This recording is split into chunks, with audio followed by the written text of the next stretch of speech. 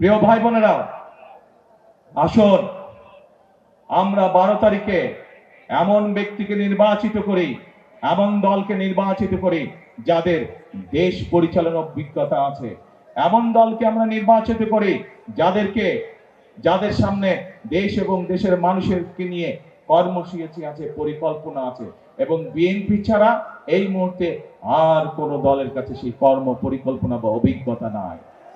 আগেই বলেছি, এই নির্বাচন হচ্ছে আমাদের শুধু গণতন্ত্র প্রতিষ্ঠান না, গণতন্ত্র প্রতিষ্ঠার পাশাপাশি দেশ গঠনের নির্বাচন।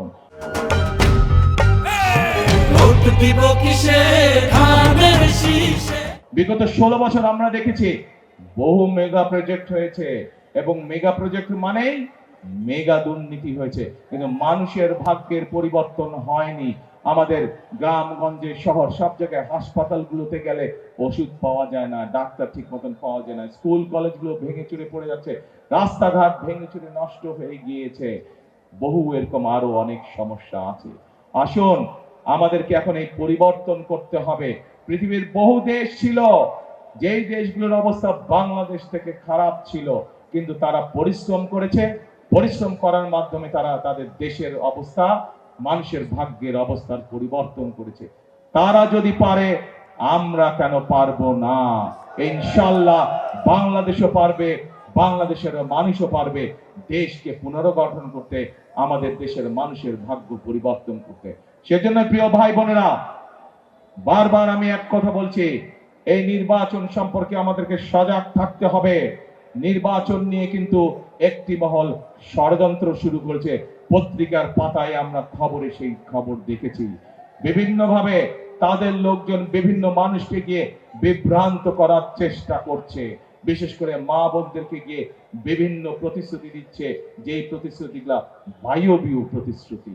আমরা বিএনপি জনগণের সামনে সেই প্রতিশ্রুতি করতে চাই যে প্রতিশ্রুতি মানুষের পক্ষে বাস্তবায়ন করা সম্ভব। আমরা এমন কোন প্রতিশ্রুতি করতে চাই না যা মানুষের সাধ্যের বাইরে, যা মানুষের আওতার ভিতরে না। প্রিয় ভাই বোনেরা, আমরা দেখেছি একটি মহল, তাদের নেতাকর্মীরা ধরা পড়েছে নকল ব্যালটের সিল বানাতে গিয়ে। কাজেই আজকে ঢাকা 10 সহ সকল গণতান্ত্রিক মানুষ এবং যারা চায়, সেই সকল গণতান্ত্রিক মানুষ যারা চাই এই দেশের মানুষের, এই দেশের ভাগ্যের পরিবর্তন করতে, আপনাদেরকে আজকে সতর্ক থাকতে হবে, সজাগ থাকতে হবে এইসব নকল সিল বানানো যারা বানায় তাদের বিরুদ্ধে।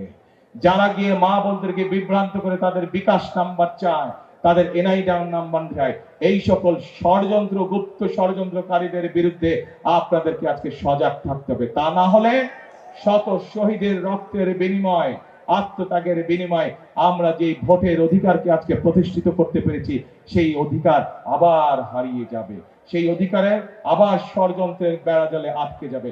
কাজে আমরা যদি সতর্ক থাকি, তাহলে বাংলাদেশকে কেউ আটকে রাখতে পারবে না। আমরা যদি সতর্ক থাকি, বাংলাদেশের সেই গতি কেউ রোধ করতে পারবে না, বাংলাদেশের মানুষের ভাগ্যের পরিবর্তনের গতি কেউ রোধ করতে পারবে না।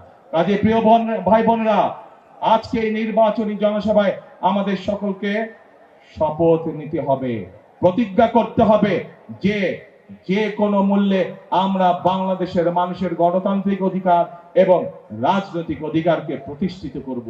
যে কোনো মূল্যে আমরা আমাদের বাংলাদেশের সেই প্রত্যাশিত বাংলাদেশকে গড়ে তোলার জন্য কাঁধে কাঁধ মিলিয়ে আমরা সকলে কাজ করব।